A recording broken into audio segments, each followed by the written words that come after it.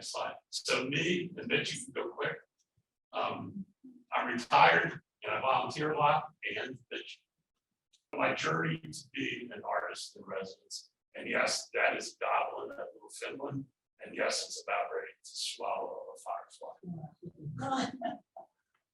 Lucky shot, huh? Okay, Mitch. Okay, so my journey to be artist in residence. When Gwen and I were volunteering at Chiricahua National Monument, I met a ranger, and he was moving to. Go ahead, Mitch. He was moving to. Go ahead, Mitch. He was moving to Ray Blue. No, not that far, but that's okay. He was moving to Lake Roosevelt National Recreation Area, and he said, hey,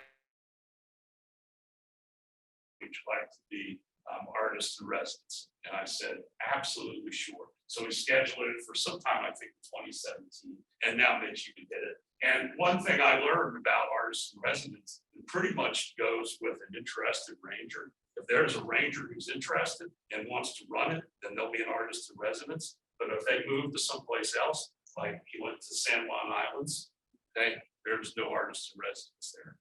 So I didn't get that. So go ahead, Mitch. Okay. So Capitol Reef National Park, that sounded good. It's close, be a lot of fun. Go ahead, Mitch. I'll just put my hand up. I applied in 2019, Mitch, and denied, and then I applied in 2020, denied, and then there was COVID. So there was none. I applied in 2022 and I got it. And evidently I was really lucky. It was a three-way tie, but the superintendent there, Sue Fritzky, she wanted a time lapse. And I'm not really a good night sky photographer, but I'm pretty good at setting the camera up and letting it capture 1,000 shots. So for a time lapse, so that's why I got it. And I was pretty happy. Okay, Mitch. Actually, I was really happy. Okay. So what do we know about Capitol Reef? It's about 260 miles away, 4 or 5 hours. All right, Mitch. Okay, it's near toward Utah. Oh, we use at least this works. There we go.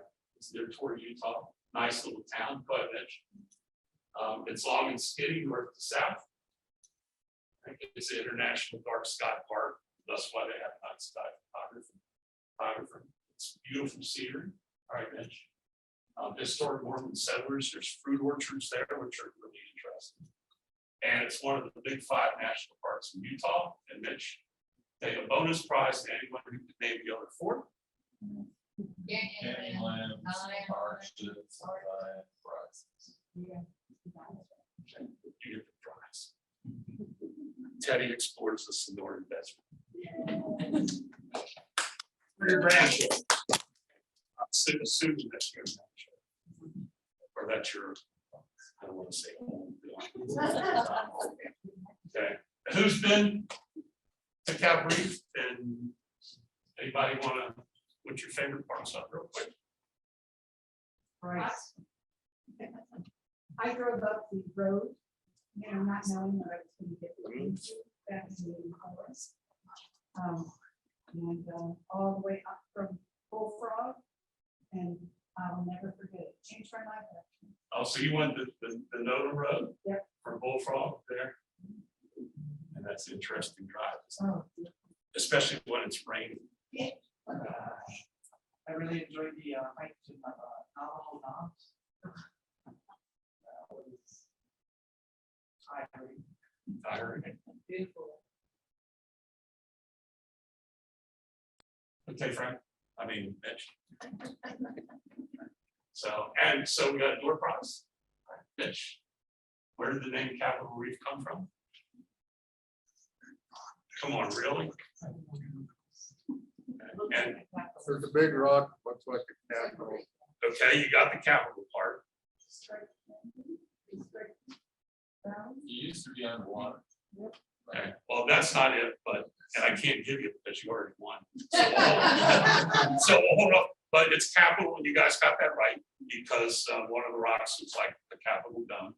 And the reef is that the settlers coming in likened the water pocket fold coming up, they likened it to a reef along shore that they had to find a way through.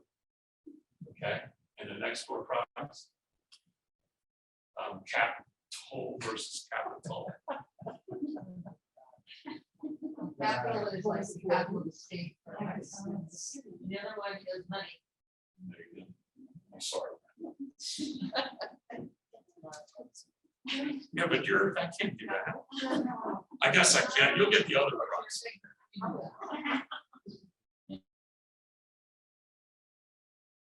And that's a Capitol Reef 50-year pin. It's 50 years. Okay, Mitch. And so while I was there, the people of Torrey and the Entrada Institute, they just feel like we're part of the community. They had parades, go ahead, Mitch. They had, I think it was July 2nd, it was called Apple Days. I don't know that they have apples up there anymore, but it's called Apple Days Parade. And they had a parade, okay, Mitch. And the kids threw candy, and the entire road was full of candy. Tons of candy. All right, Mitch. Okay, and not everybody was thrilled by the parade. He or she was probably not happy that they didn't get to have it again.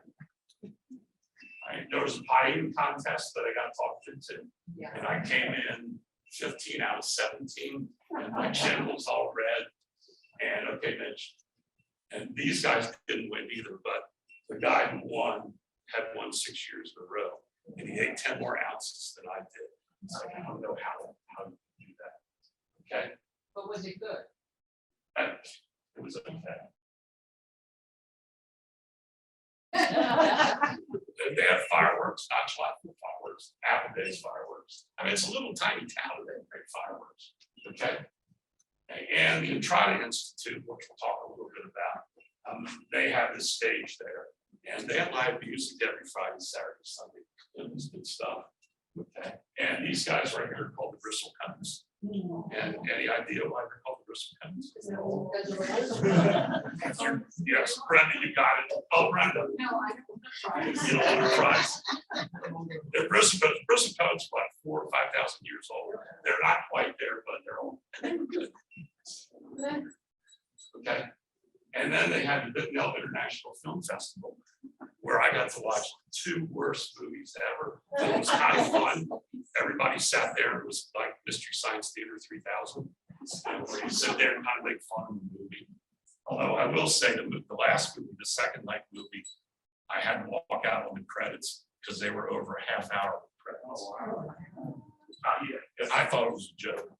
Maybe it was. All right, Mitch.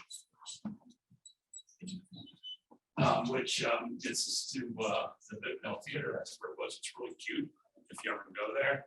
And they have the best popcorn. It's really good popcorn. Okay. And what else is Butte known for, Mitch? Okay, just a second. There you go. Pickle pie. I wouldn't eat it every day, but maybe once a month. So, but that's what they're known for. So I was there for Night Sky, and it was a stormy July.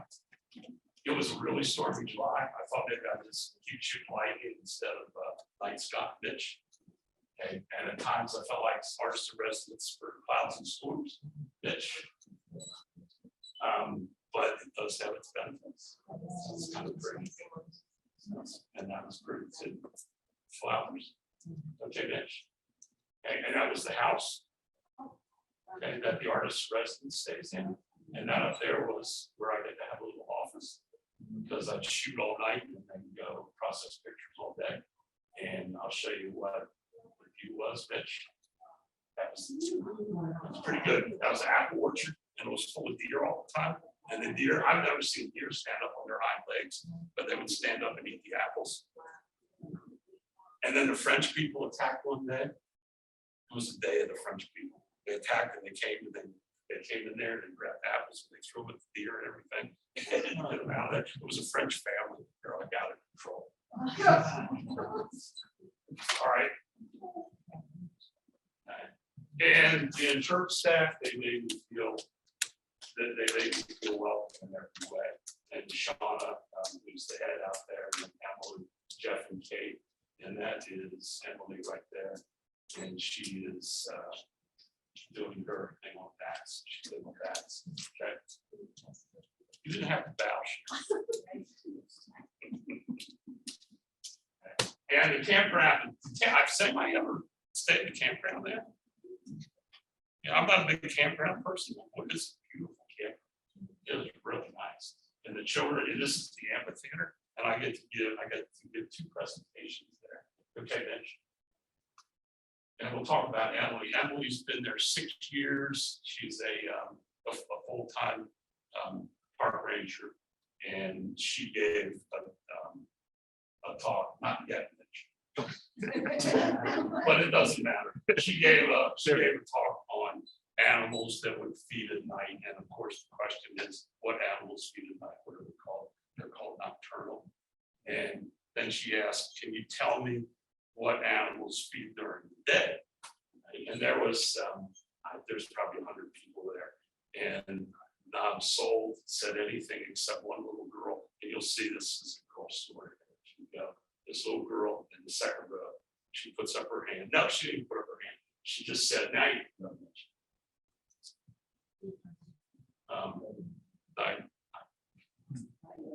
Diurnal. And I think Emily almost fell off the stage. She'd been there 6 years and nobody had ever answered that. And there's this little 6-year-old girl. Pretty cool, huh? Future president of the United States. Or maybe she'll be too smart for that. Okay, and then my story is, okay, Mitch. So my story is, go ahead, Mitch, one more. I would ask, give me one amazing fact of nature. Okay, and I'd have the ranger there's always a ranger there, I'd have them come in, so they would give me one amazing fact of nature. Then I would ask the audience one amazing fact of nature. The first time I did it, somebody had an amazing fact of nature. But the second time I did it, once again, the little girl, third row, she put up her hand, and I went over with the microphone, and she said, there is an aspen forest where they all have the same DNA. And if you guys know what all that's, the Pando forest. I love the Pando forest. And I almost cried. Are you kidding me? Like, she was 6 or 7 years old. Wasn't that great? And then later on, she came up afterwards with this question. She said, are shooting stars really stars? I'm like, boy, she is really smart. And that made my summer. All right, Mitch. Okay, so let me ask our audience tonight. You know what my questions are going to be. Who can wow us with one amazing fact of nature? I know who's going to come up. Go ahead, Mitch. Just half a second.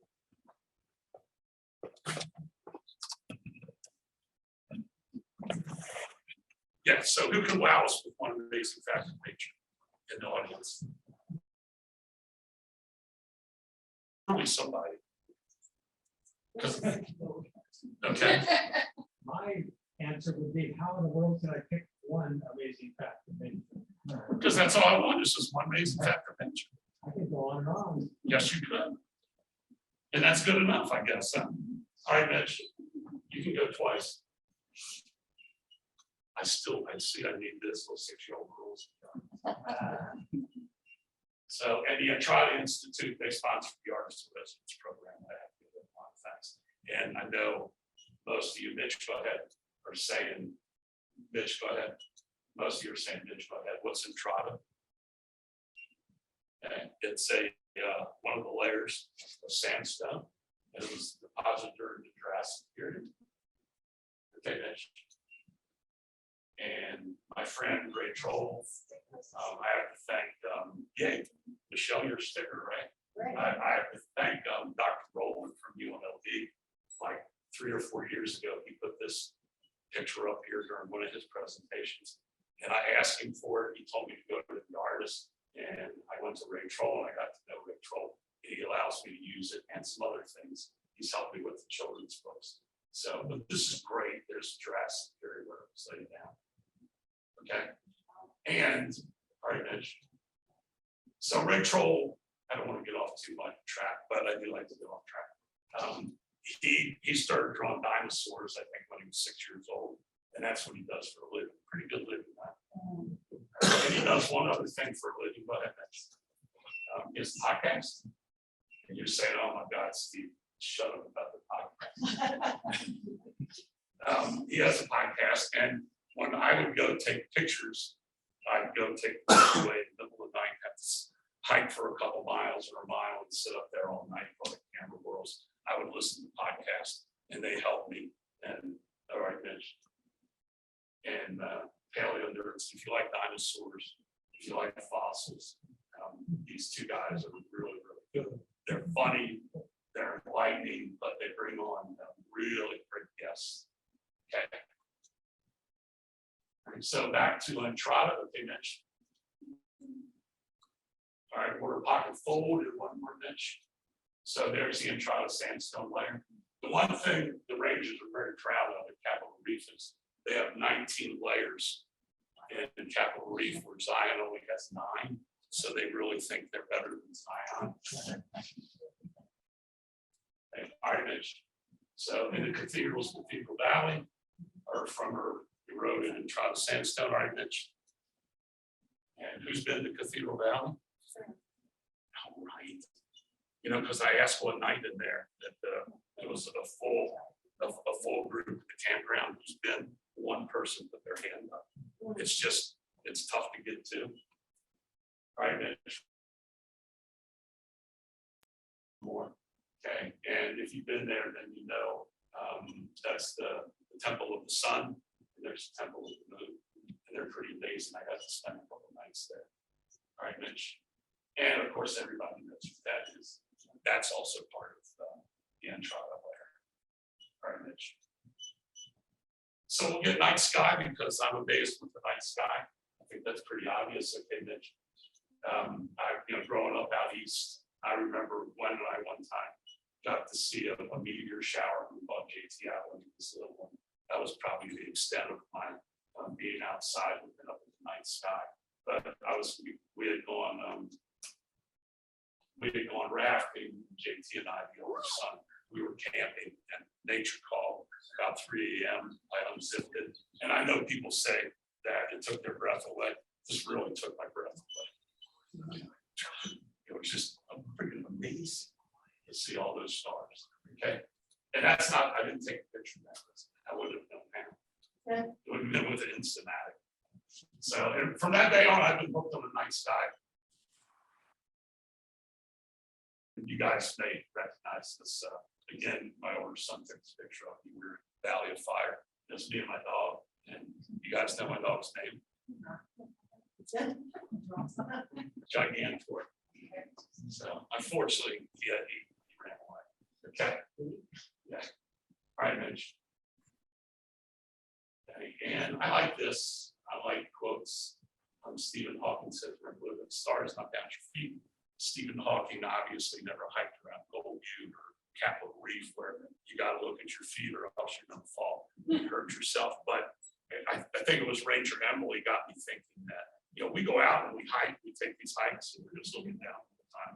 And she when she did her thing about bats, she talked about that if you look up, you'll see where the bats live because you can see their poo marks. Why am I thinking of Raven Ridge? You can see their poo marks, but so every now and then you have to stop when you're hiking and look around. And now, if Stephen Hawking were alive today, all right, Mitch, he would say, all right, Mitch. I don't think he'd say, don't look down at your feet, all right, Mitch. He would say, don't look down at your devices. Everybody's always looking at the devices. And Mitch, one more. And it's pretty obvious. I miss everything good. And okay, guilty as charged too. Because I probably look at my device too much. I really like this. What are you doing? I'm using my device. What is your device? My device is the sky. Does your device have any applications? It has the sun, moon, clouds, and birds. And you have to recharge your device very often. I don't recharge my device, it recharges me. I love this cartoon. Okay. And so in my humble opinion, night sky is the most spectacular view on Earth. And this I took in March at Capitol Reef. It was right before dawn, and there was Mars, there's Saturn, and there was Venus. It was kind of pretty. Okay. And the other thing about the night sky, it's free. You just have to watch out for falling buses. Hit it one more time, Mitch. And actually, the people there heard a bus falling in the sky. All right. Okay, and again, I love quotes. I like Vincent Van Gogh. He wants to dream. He looks at the night sky. But Mitch, the next one, I really like this next one. I have no idea who this guy is. I've never read his novels, but he said provocative. Oh, I got it. If I'm out there at night sitting, I'm in awe. Because there's a lot happening out there. There might be us's out there. I hope not. Okay. Hey, and you guys know Teresa Scott. I think some of you met Teresa and Dave. She gave me this. I like it. It's a good quote. And Teresa's she's a good child anyway, so this child keeps her connected to the earth and sky. And that was her picture on it. She says as an amateur. I love it. Okay. Okay, and Randy Ballin, he's in the art gallery with us. I like what he says, because those of us who take night sky pictures know that the camera sees more than we can see. So, and my cousin's wife always says, you doctor those pictures. I say, well, a little bit. Okay. A little bit, but the camera sits there, looks for 20 seconds. It's gathering, and we're not doing that. Okay. And Mitch, who's a budding, I shouldn't say budding, it's Andromeda astro. And one more Mitch. And Mitch, you can tell us what this is. It's the Eastern Veil Nebula, which is part of the remnants of a sun explosion. So Mitch, I asked you for pictures and an inspiring quote. Right? Inspiring quote. Oh. For Mitch, but no inspiring quote. All I can just when I shoot these, I'm amazed that I'm getting stuff like this out of my backyard. You know, every time it takes a long time to pull them in, and then I just go, wow. Even after I've been doing it. Wow. Yes, sir. So that's with the naked eye, naked camera. That's not with telescope. That's what the telescope. That is. Yeah, that you only get with the telescope and very long exposure, multiple long exposure. That's about 12 hours of exposure. 12 hours. And the colors, that's the color. It's based on the gases. That's pretty close to the. Of course, you can't see it in your eyes, so your eyes are interpreting colors. So what this is gathering lights over 12 hours, and so it's an interpretation of that stuff. That's amazing. Yeah, good stuff, huh? Thank you, Mitch. So what is that? Is that a nebula? Yes, that's the Eastern Veil Nebula. One more time? The Eastern Veil Nebula. Okay, thank you. All right, Mitch. I know Mitch wants to keep it on his picture. So we'll start with movement. And my whole thing was, I mean, it's great to take a picture of the sky, take a picture of Milky Way. I think that's great and everything. Except I like to look up at the sky and see where everything's at, and then maybe go to sleep for a little while in my car and read a book, and then come back an hour later, 2 hours later, and everything's moved. It's so great. So Mitch, go ahead. This is probably over the course of the night, I think. And of course, it's a dark sky park, but Stu Fritzky and I had a talk. I said, so it's a dark sky park. That's great. Can you get airplanes to go someplace else? And you'll see some of my pictures later. Can you please get the cars to not have on their headlights, their high beams? Okay. And so everything's moving in the universe. And I may tell you stuff you guys already know here, but we'll go. Mitch, go ahead. So some faster than others. All right, Mitch. Okay. The Earth is spinning 1,000 miles an hour, so we can fly off. And what keeps us on? I got to go to a former biology teacher. Gravity. All right, Mitch.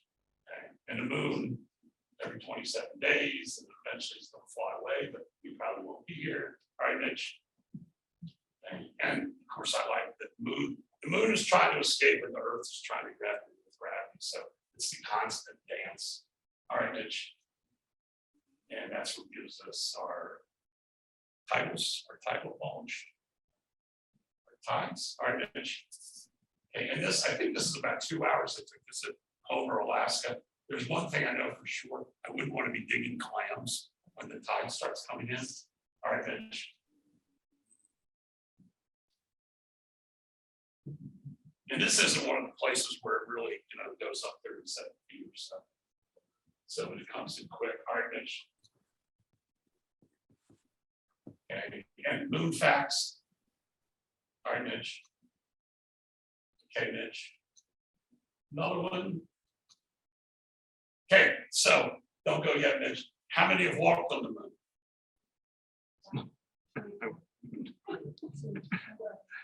Who said 12? We went one too far. So somebody said 12. It's 12. All right, Mitch, what? 12 humans walked on the moon.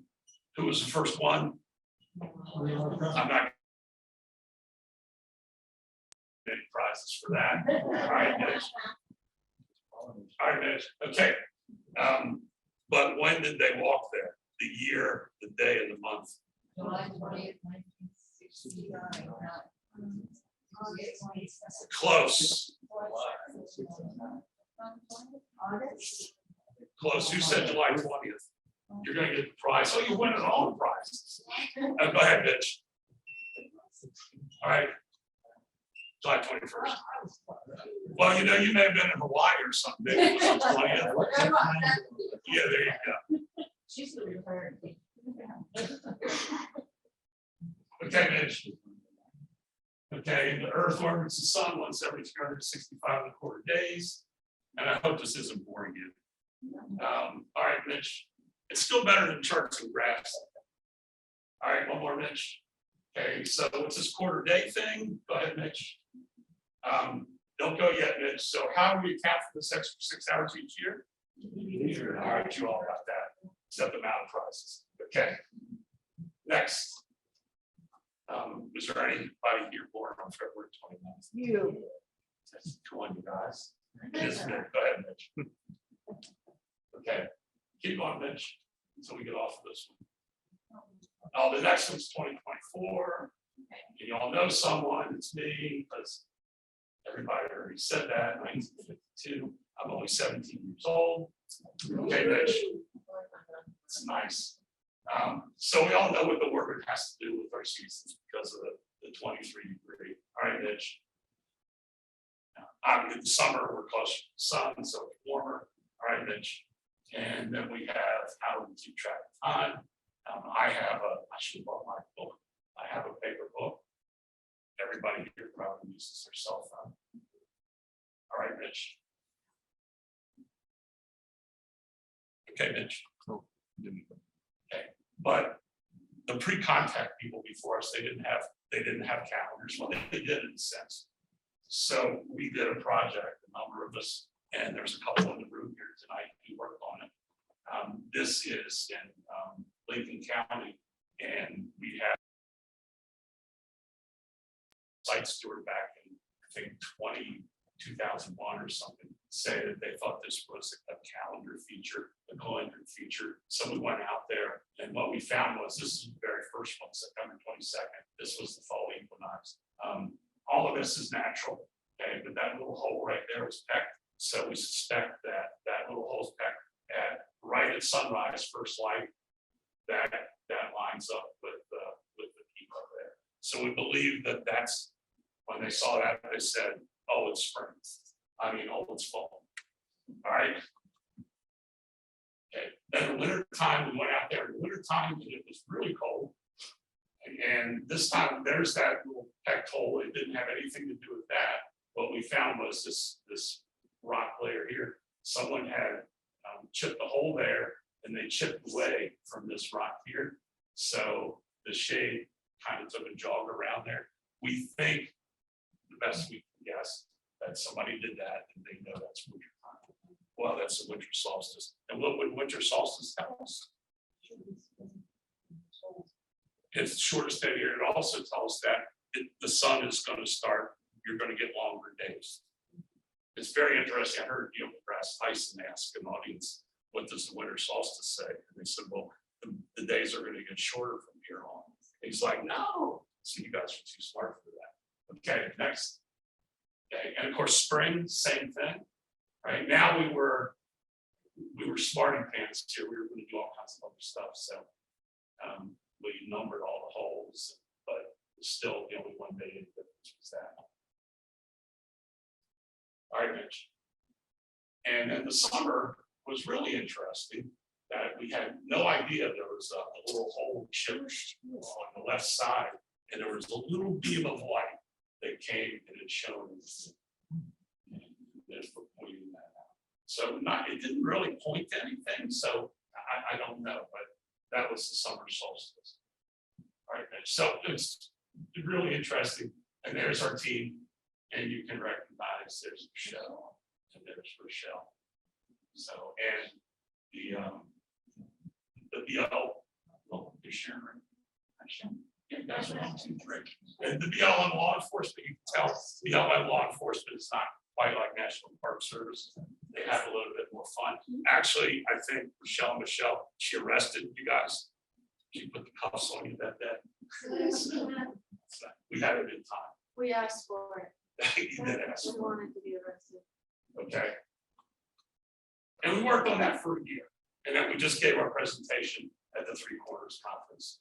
And I think everybody liked it. So everything's always moving. Sometimes it's like the sun, if you know what that is. All right, Mitch. And that was the solar eclipse. It's a piece in Idaho. All right, Mitch. And then these are things that Mitch takes pictures of. So I'm amazed that it orbits at 550,000 miles per hour. All right, Mitch. Okay. And Mitch took a picture of us for this for us already. The Andromeda, you can see that. All right, Mitch. And since everything's moving, so the scientists say that's Milky Way and Andromeda is going to merge one day. I don't suspect I'll be here. All right. Okay. And why is everything always moving? Frank already told us this. Go ahead, Mitch. Yeah, that's a Newton guy. All right, Mitch. And Frank is going to afterwards. He's going to, all right, Mitch. Frank's going to explain this. All right, next. Okay, and then I'm enthralled with Polaris, the North Star, because it doesn't move. All right, Mitch. And you can find it. That's how you find it. All right, Mitch. So we'll do this. This is at Area 51, near Area 51. I like to shoot up there because there's no airplanes ever. All right, Mitch. And you can see there's Polaris. All right, Mitch. And one more time, Mitch. You can see that everything turns except Polaris. And that's because it's right over our head. Okay, Mitch. And one more time into the shoots, I'll show you guys where it's at. I gave the kids up the park pointers to show me where this was at, and that was a bad move. Because they pointed each other's eyes and things like that. But except for the 6-year-old girls, they were all good. All right, there's the North Star. Mitch, go ahead. And Mitch, go ahead again. Yeah, you can see it right there. All right, Mitch. One more time. Okay, and we'll talk about meteors real quick. Tonight, Sharon, what's the name of this? Hickman. Oh, Hickman Bridge? Hickman Bridge. We were shooting at the Hickman Bridge, and it lit up all of a sudden. It was like, gee, what is that? It's probably a meteor. And then when I went home and got the pictures, sure enough, we caught that one meteor there. So it really lit up everything. Pretty neat. Okay, Mitch. And I like what Robin Williams says. I don't think Robin Williams thought they were going to do it that early, but that was on Oregon Meadow. It was a lot of color. All right, Mitch. And who's seen a meteor at Capitol Reef? Anybody who's been there tonight? Yes. But they say on a normal night you can see 8 meters, right? Okay. And there's, if you see the colors, what they're made of. One more time, Mitch. And you saw kind of neowise in 2020. Pretty good, huh? And I give the photo credit to my friend Bill Lockhart. That was a great shot. Next. next, I hope we get to see another one in my lifetime. It would be fun. And of course, we think of we think of astronomers, we think of Mitch with his telescope, but people before telescopes were invented, they were astronomers too, because they were looking up. So I guess they know that there was a supernova in the year 1006. This is somewhere in northern Arizona. They're saying that it's a supernova that exists. Right, Mitch? There's a comment from Jim that just says Vega will be the pole star in about 25,000 years. Yeah, I'm not gonna be around for that. You're not. All right. Either will hit. All right, this is in Gold Butte. I won't say where it's at, but I'm sure probably plenty of people have seen it. I think that's probably was a comet, maybe a meteor, but I think it's a comet. Or it's a match, but I don't think they had matches back then. All right. Okay, and 65 million years ago, dinosaurs looked up and they became history. And yes, that is a prehistoric iPhone. It's an iPhone minus 53 or something like that. All right. Okay, and once again, my friend Ray, but that's where the big extinction was about 65 million years ago. That took us from the Cretaceous to the Paleocene, and that's where we came to be after all the big dinosaurs. All right, Mitch. Okay, we'll talk a little bit about photons, but not much. I would say Google it when you go home because it's all about the photons. That's how we sit. All right. I love the whole idea of photons, but I like that photons start. They got 433,000 miles to get out of the middle of the sun until they get out. And then when they get out, they're like, I'm free. They go at the speed of light. All right. And photon fact. All right. And light travels pretty fast. All right, Mitch, 6 trillion miles, million miles a year. I like the sun. So if you're looking at the sunset and it sets, it really set 8 minutes and 20 seconds ago. So I think that's pretty good. So the sun would disappear and we wouldn't know it for 8 minutes and 20 seconds. And the moon, I talked about Teresa Sky and Dave Ward, her husband. He does really, really good talks about the moon, but the moon reflecting the light takes 1.3 light seconds. All right. Okay. And our closest star is 25 trillion miles away. That's four years. So what were we doing 4 years ago? Considered Alpha Centauri is in the southern hemisphere. We're not going to get to see that. All right, Mitch. I don't know why I picked that. Go ahead, Mitch. Because maybe it's in the other hemisphere. All right, Mitch. So I like to talk about Arcturus, and that's a huge sun. There's our sun. There's Arcturus. It's the brightest star in that constellation. All right, Mitch. All right. And so the light hitting your eyes left Arcturus in 1985. Let's talk real quick about things that happened in 1985. So if you go out there tonight and look at it, that light left Arcturus. All right, Mitch. When Michael Jordan was Rookie of the Year. All right. And what was the top movie in 1985? Anybody? Oh, you're going to go, oh, Steve. All right, Mitch. There you go. Yay. Send them out of stuff to get done. Back to the Future. All right, Mitch. And I like Back to the Future, so we're going to have a little bit of that. All right, Mitch.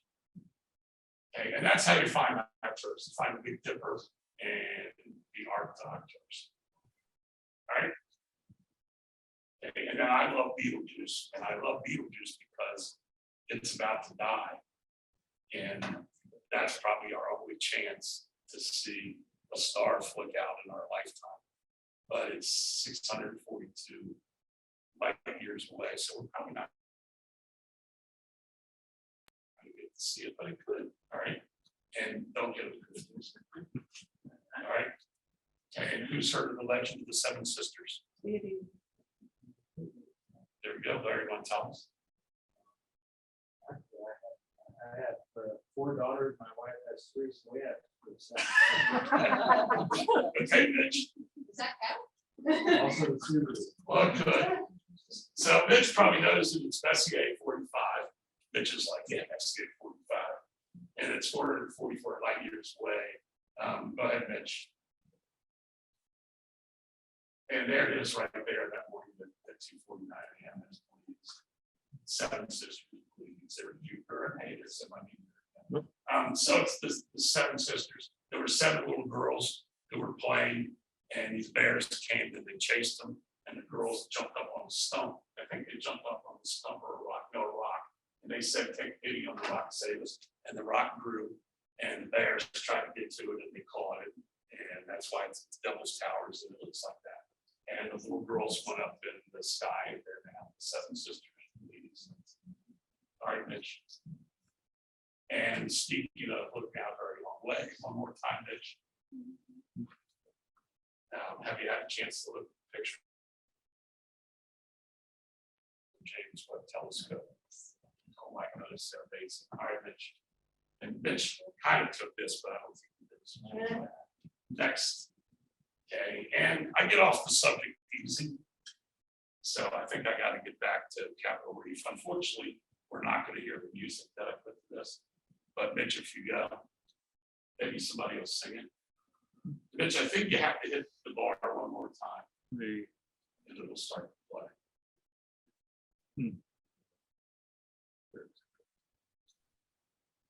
No, go back. It'll play in a second. Acts like it wants to put music up there. I don't know, bet you can hit the bar again.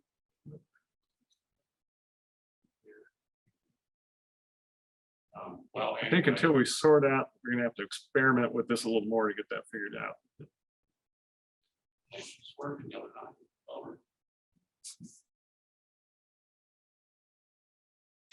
It's interesting though, I had to put music to it.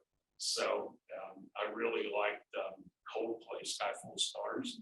And I played that at the campground one night, and the people were singing it and humming it. It was like, oh, man. But I got Coldplay's manager got back with me and said, I was like, I can't believe that they might even think about it. He said, we're probably going to let you use it, but I'll get back to you. Never got back to you, never answered. So I got some other music that we had, and we put it to that, but I always still play. And if you go out to Cap Reef, that's what Sue's always playing.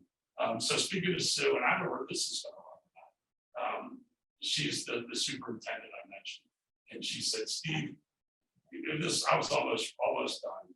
She said, I'd like to do a time lapse. Can you do a time lapse of the visitor center? I said, sure. So I put the big wide angle lens and I set it up there. And I sat there all day and talked to people. It was kind of fun. But I went, if you'll notice there, the flag's not up on the flagpole. So I got there early enough for them to put up the flag, and I waited for the flag to come down.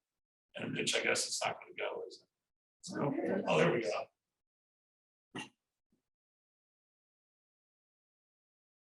And I had music to this too. It was a Mary Tyler Moore song. I thought maybe Fawn was going to be that's her favorite song.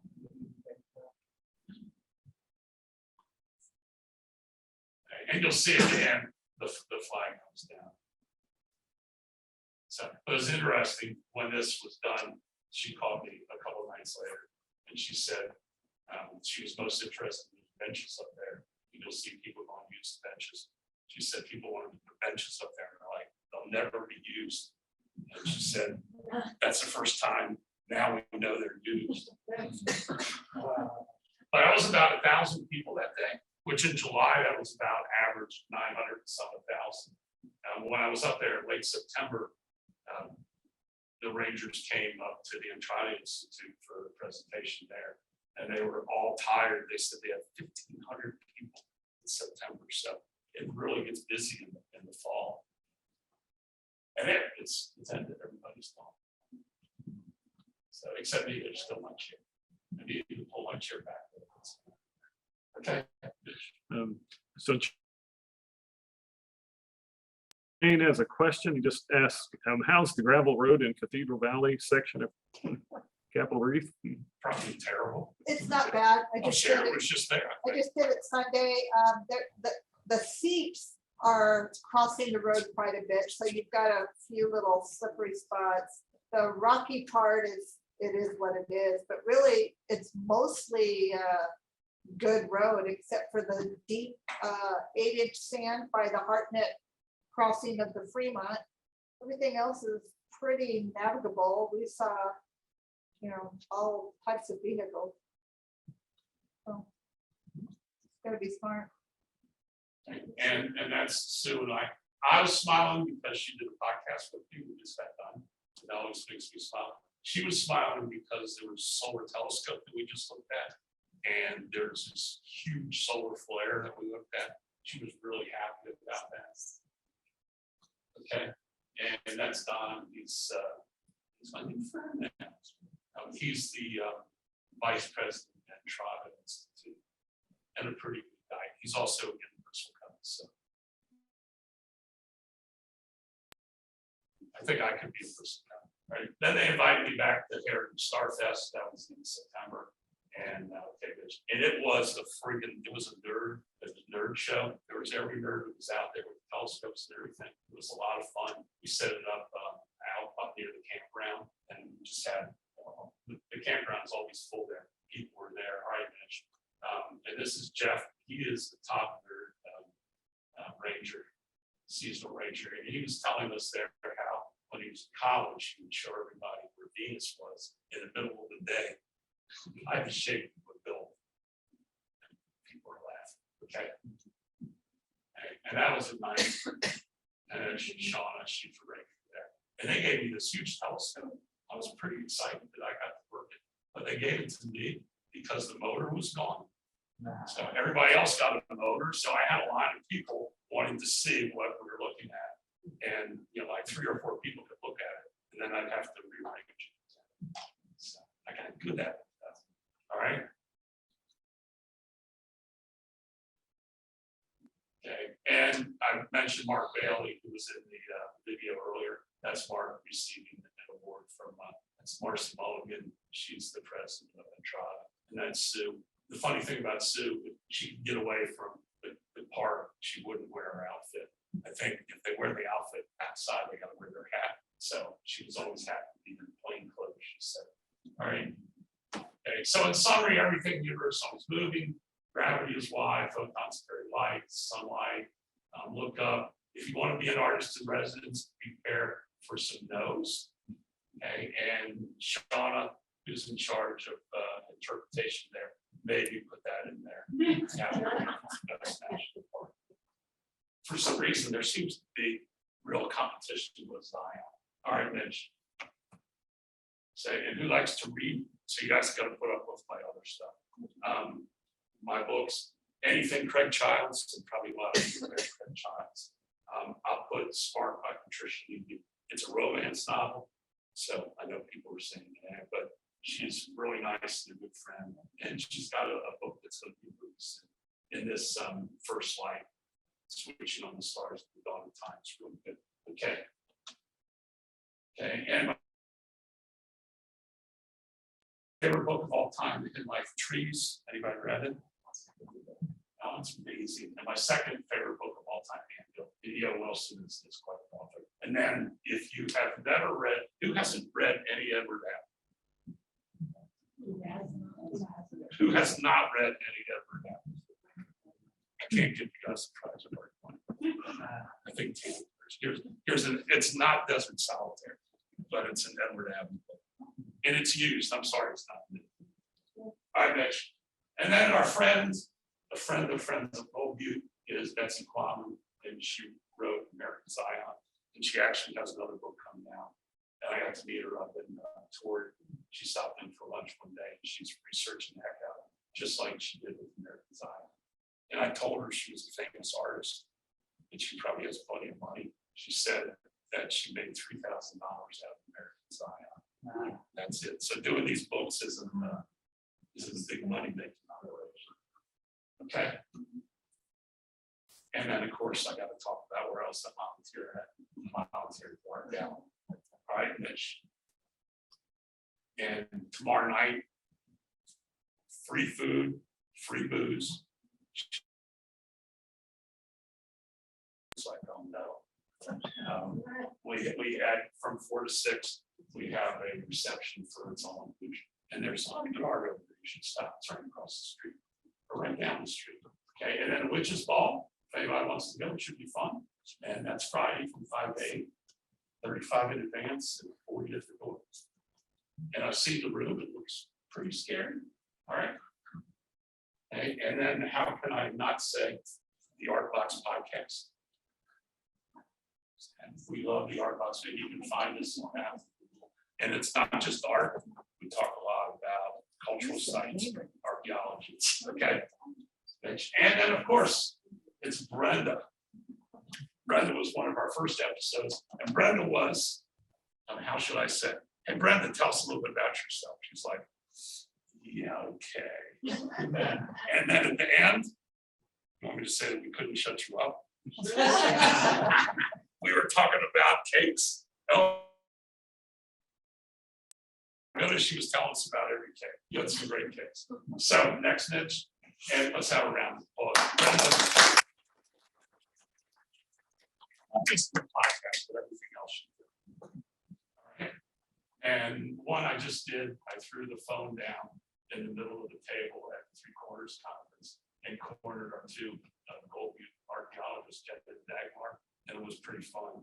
It's also pretty loud and noisy, but we had a really good time talking about what they do, which is mostly being changed in the best, but they're really good kids, and we're lucky to have them as our archaeologists to sign. Okay. And this coming Monday, our interview with Meredith hits the airwaves. And it was good. Okay. And I also volunteer for the Love Family. All right, Mitch hit it. More time and go back if you can. They do a lot for teen suicide prevention. They have a big fund going. I think it's December 3rd. It's called Masquerade Ball at the end. And everything goes to there's an organization at the high school, I forget the name of it, and middle school for teen suicide prevention. They do a lot of good work for people. Okay. Yeah. And then has anybody heard of the STEAM Center? Yeah. Okay. If you read the papers, and you probably heard about it. I'm not going to talk much about it now, but it's it should be huge for this community. It should keep the kids staying in the community instead of okay. Okay, and then there's the Mesquite Cancer Help Society, and Rochelle and I had the real privilege to interview Mary Grace, and she admitted she's there by herself. They receive no grants. It's all donations, and she's a superhero. She helps a lot of people. So, any questions? On some of your Milky Way shots, how many images have you collected for the final product? What would you say? Well, if you just, I mean, a lot of people like Mitch to do his stuff, he'll take pictures, any lens.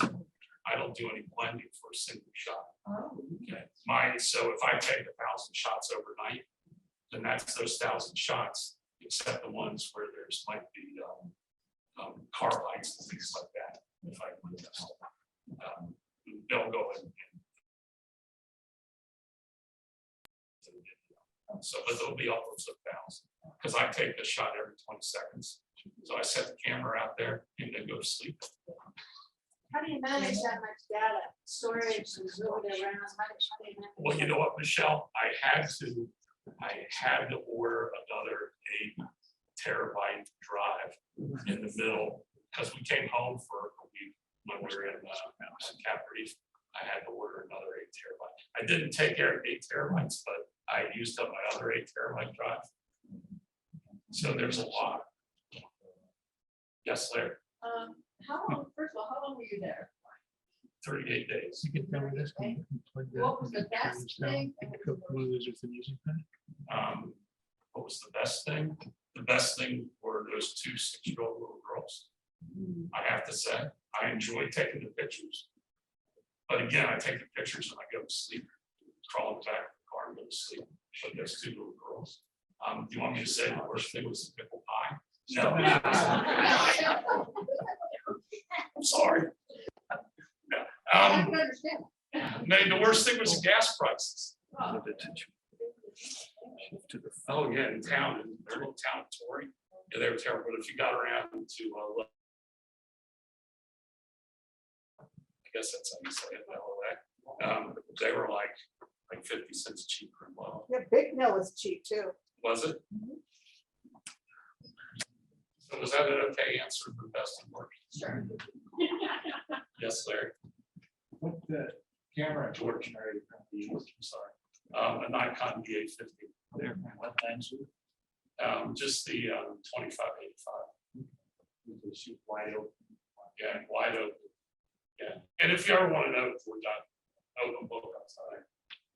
And there's no secrets. That's what I'm doing. Set it up there and go to sleep. So, which is nice. Oh, and I got for that camera, I can put a second battery in there, so it would go 10 hours. So I wouldn't have to get up in the middle of the night to go change the battery. And if it's out there a quarter of miles, sometimes that's good. Oh, no, there's 2 more. So please visit. It's a really good park. And the people there are really nice. The rangers there are nice. The people in the town are nice. It's just a good place. So, and the visitor center is small. And thanks for putting up with me this evening. And this right here is interesting. I think this is an apricot tree, and it's down in one of the washes. So I guess the seed washed down there. I don't think it put anything out or any fruits, but there it was this spring, an apricot tree. So, and thank you very much. Thank you guys for coming out.